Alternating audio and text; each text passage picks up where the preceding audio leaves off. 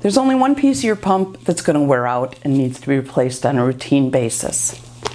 That piece is the main suction piece or the valve.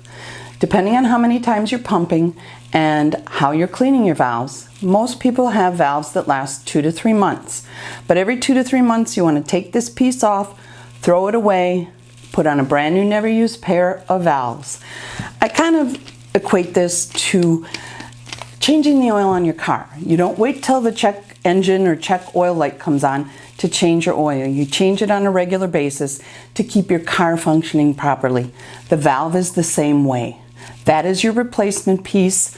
All of these other pieces should remain just fine for the life of your pump or for the life of your breastfeeding journey unless something traumatic causes damage.